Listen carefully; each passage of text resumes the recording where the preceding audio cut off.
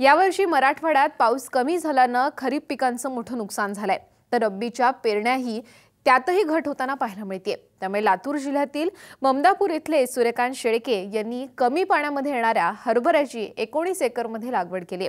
उपलब्ध पाण्याचा योग्य वापर आणि योग्य व्यवस्थापन केल्यानं त्यांना एकरी 8 क्विंटल हरभऱ्याचं उत्पादन मिळणार आहे। 35,000 रुपयांचा खर्च वगळता शेळके यांना 5 लाख रुपयांचं उत्पन्न मिळणार आहे। आज आपण सूर्यकांत शेळके यांची यशोगाथा पाहण्यासाठी लातूर जिल्ह्यात जाणार आहोत।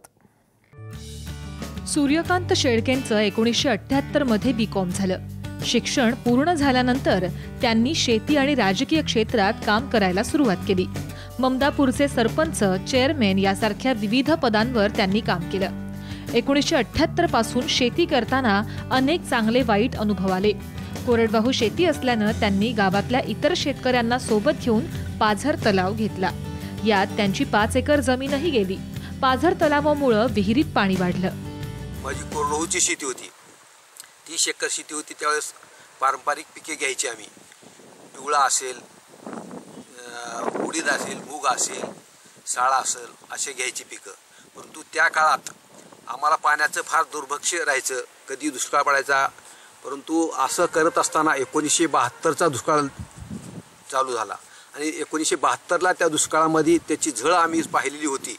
म्हणून आम्ही आमच्या शेतात पाण्याची सोयीसाठी पाझर तलाव घ्यायचं ठरवलं आणि शासनाकडे मागणी करून आम्ही आमच्या शेजारी सर्वांना समज देऊन पाझर तलाव करून घेतला। त्या पाझर तलावात आमची 30 एकर जमीन गेली, माझी स्वतःची 5 एकर गेली आणि ती जमिनीचा मोबदला मिळेल। परंतु या पाझर तलावामुळे आपल्या शेतीला पाण्याची सोय होईल आणि खाली पाझर तलाव झाल्यानंतर विहिरीला पाणी चांगलं राहील म्हणून गावातील आमच्या भागातील शेतकऱ्यांना समजावून सांगून आम्ही पाझर तलाव घेतला।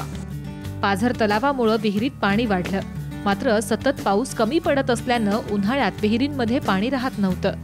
त्यामुळे पाण्याअभावी पिकांचं नुकसान होऊ लागलं। पाण्याची शाश्वत सोय करण्यासाठी त्यांनी 1 एकरात 300 बाय 450 फुटाचं शेततळं घेतलं। शेळके यांच्याकडे 1 विहीर, शेततळं, 3 बोर्स आणि शेतालगत पाझर तलाव अशी पाण्याची साधनं आहेत। बोरचं पाणी शेततळ्यात जमा करण्यात येतं, तसंच पिकांना पाणी देण्यासाठी ठिबकचा वापर करण्यात येतो। मी माझ्या शेतात 1992ला शेततळं घ्यायचं ठरवलं, परंतु शेततळ्यासाठी शासन त्यावेळेस पैसे देत होतं। परंतु आम्ही सरकारकडे विचारणा केली, परंतु त्यांनी दगड फोडून जर शेततळं करत असेल तर पैसे मिळणार नाहीत म्हणल्यानंतर आम्ही आमच्या शेतात 1 एकरमध्ये स्वतःच्या खर्चानं पाझर तलाव घेतला आणि तो पाझर तलाव 300 बाय 450 फुटाचा घेतला आणि 20 फूट खोल घेतला। आणि त्या पाझर तलावामुळे ज्यावेळेस पावसाळ्यात पाणी राहायचं त्यावेळेस आम्ही तो पाझर तलाव भरून ठेवायचा आणि सिजनेबल जोपर्यंत विहिरीला पाणी आहे ते पाणी आम्ही पिकाला वापरायचं। आणि मार्चमध्ये ज्यावेळेस विहिरीचं पाणी कमी व्हायचं त्यावेळेस उन्हाळ्यात 2 महिने त्या पाझर तलावाचं पाणी पुरायचं। त्या पाण्यावर आम्ही शेतात बागायती पिके घ्यायची, ऊस घ्यायचा, आलू घ्यायचे, बटाटे घ्यायचे, हरभरा घ्यायचा, गहू घ्यायचं। यावर्षी मराठवाड्यात पाऊस कमी झाल्यानं शेतकऱ्यांना दुष्काळाशी सामना करावा लागतोय। पिण्यासाठी पाणीही मिळणं अवघड झालंय। सोयाबीन तसंच कापूस पिकाचा उत्पादन खर्चही निघाला नाही। त्यामुळे शेळकेंनी उपलब्ध पाण्याचा योग्य रीतीनं वापर करण्यासाठी कमी पाण्यात येणाऱ्या हरभरा पिकाची 19 एकरात लागवड केली। लागवडीआधी त्यांनी नांगरणी, कोलपणी केली। टिपणीच्या सहाय्यानं 30 सेंटीमीटर अंतरावर त्यांनी हरभऱ्याची पेरणी केली। कमी पाण्यावर येणारं पीक घ्यायचं असं ठरवलं आणि यावर्षी तर अति दुष्काळ झाला, प्यायला पाणी मिळणार नाही अशी शाश्वती होती। सोयाबीन निघाल्यानंतर आम्ही पेरणी करायचं का नाही या विवेचनेत होतो, परंतु आम्ही पाझर तलाव शेततळं आम्ही भरून ठेवलेलं होतं। त्यामुळे आम्हाला खात्री होती की आपण आपल्या शेतात तरी कमीत कमी हरभऱ्याचं पीक काढू शकतो, कारण सर्वात कमी पाणी लागणारं हे हरभऱ्याचं पीक आहे। म्हणून मी माझ्या शेतात 19 एकर हरभरा पेरला आणि ते हरभरा पेरते वेळेस सुरुवातीला नांगरणी, कुळवणी करून आम्ही कमी खत घालून हरभऱ्याचं पेरणी केली आणि हरभऱ्याला पेरल्यानंतर सुरुवातीला 1 पोतं DAP घालून हरभऱ्याची व्यवस्थित पेरणी केली आणि वापून निघाल्यानंतर त्या हरभऱ्याच्या पेरते वेळेस आम्ही 30 सेंटीमीटरच्या अंतरानं पेरा केला। पिकाची वाढ योग्य रीतीने व्हावी यासाठी सूक्ष्म अन्नद्रव्य दिलं. तसंच रोग आणि किडींचं नियंत्रण करण्यासाठी वेळोवेळी फवारणी केली. बोरचं पाणी शेततळं आणि विहिरीत जमा करून स्प्रिंकलरच्या सहाय्यानं पिकाला पाणी देत काटकसरीनं पाण्याचा वापर केला. पिकाच्या वाढीसाठी हरभऱ्याच्या वाढीसाठी खत देणं आवश्यक आहे आणि त्यामध्ये सूक्ष्म अन्नद्रव्य देणं फार महत्त्वाचं आहे. म्हणून सूक्ष्म अन्नद्रव्यासाठी मॅग्नेशियम, सल्फर आणि फॉस्फरस एकरी 1 किलो फवारणीमधून मी देत गेलो आणि पिकाच्या वाढीसाठी हा चांगल्या प्रकारे उपयोगात आलेला आहे. आणि तसेच रोगासाठी म्हणून टाकुमी प्रोक्लेम 200 लिटर पाण्यात 1 लिटर टाकून फवारणी केलेला आहे. आणि त्यासाठी खत म्हणून त्यामध्ये 1919 आणि 052 पण दिलेला आहे. त्यामुळे हरभऱ्याच्या पिकामध्ये वाढ झालेली आहे आणि घाटे पण लागलेले आहेत. पाणी आणि खताचं योग्य नियोजन केल्यामुळं शेळकेंचं हरभऱ्याचं पीक चांगलं आहे. त्यांना एकरी 8 क्विंटल हरभऱ्याचं उत्पादन मिळणार आहे. 3200 रुपयांच्या दराप्रमाणे त्यांना 5.5 लाख रुपयांचं उत्पन्न मिळेल.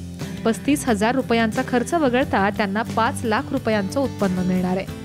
19 एकर हरभरा घेतलेला आहे, परंतु यावर्षी हवामान बरोबर नाही, पाण्याचं प्रमाण फार कमी आहे, दुष्काळाचा भाग आहे. त्यामुळे उत्पादन कमी जरी म्हणलं तर माझं उत्पादन कमीत कमी 8 क्विंटल एकरी निघेल. आणि 8 क्विंटलच्या उत्पादनाप्रमाणे 3200चा भाव म्हणला तरी 5.5 लाख रुपये उत्पादन कमीत कमी या 19 एकरमध्ये निघू शकतं.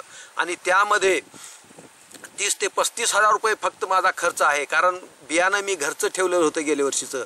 फक्त खत आणि फवारणी हा खर्च धरला तर 30-35,000 रुपयामध्ये भागलेला आहे. आणि कमी पाण्यावर हे पीक आल्यामुळे जवळपास 5 लाखाचं उत्पन्न मला या शेतीतून मिळालेलं आहे. सततचा दुष्काळ आणि नापिकीमुळे शेतकरी कर्जबाजारी होतोय. कर्जबाजारीपणामुळे शेतकरी आत्महत्या करतोय.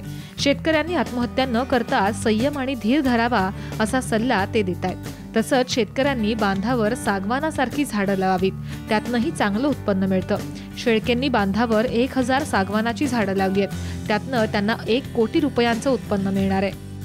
शेतकऱ्याला बचत तर करणं शक्यच नाही, कारण तो इतक्या अडचणीत असतो. परंतु मी बचत करायचं ठरवलं. बचत करायचं म्हणजे पैसा तर करू शकत नाही आपण. म्हणून मी माझ्या बांधावर सागवानचे झाडं लावलेले आहेत आणि त्या सागवानच्या झाडाला लावून आज चांगल्या प्रकारचे झाडं जगलेले आहेत. आणि मी माझ्या शेतात एकंदरीत बांधावर 1000 झाडं ठेवलेले आहेत. आणि त्या 1000 झाडापासून मी जर त्याची बचत सांगितली तर 10,000चं झाड जर धरलं तर 1000 झाडाचे 1 कोटी रुपये होतात. 1 कोटी रुपये कुणीच शेतकरी किंवा कुठला उद्योगपतीसुद्धा बचत करू शकत नाही. मी त्या माध्यमातून ही माझ्या शेतात मी बचत केलेली आहे. म्हणून प्रत्येक शेतकऱ्यांनी ही बचत केली पाहिजे अशी माझी त्यांना विनंती आहे. आम्ही पाण्याचं नियोजन करून व्यवस्थित पीक घेतो. माझं म्हणणं दुसऱ्या शेतकरी महिलाला सुद्धा सांगणं हेच आहे की आपणही असंच नियोजन करून शेती करावी. सूर्यकांत शेळकेंना त्यांच्या शेतीच्या कामात त्यांची पत्नी आणि मुलाची साथ मिळते. प्रवीण शेळके यांचं BScचं शिक्षण पूर्ण झालं असतानाही ते आवडीनं शेती करतायत. आधुनिक तंत्राचा वापर आणि योग्य नियोजन केल्यास शेतीतनं नोकरीपेक्षा चांगली कमाई होते असं प्रवीण शेळके सांगतात. आजकाल शेतकऱ्यांची मुलं शेतीकडे वळत नाही आहेत. तरी माझं म्हणणं हेच आहे की जसं आमची शेती आहे, वडिलांनी जे पाण्याच्या नियोजनाची जी काटकसर शिकवलेली आहे त्याप्रमाणे आम्ही जे शेतीत नियोजन करून उत्पन्न वाढवतो, उत्पन्न जास्त घेतो, त्यामुळे शेतीत फायदा होतो. तसंच शेतकऱ्यांच्या मुलांनीही पुढे यावं. जसं माझं BSc झालं तरी पण मी शेताकडे वळवलं आहे, तसंच शेतकऱ्याच्या मुलांनी शेतीकडे वळावं हीच माझी इच्छा आहे. शेतीत नियोजन आणि काटकसर केली तर योग्य पीक घेतलं तर आपण खूप फायदा मिळू शकतो, नोकरीपेक्षाही जास्त कमवू शकतो. सूर्यकांत शेळकेंनी बदलत्या हवामान परिस्थितीनुसार पीक पद्धतीत बदल केलाय.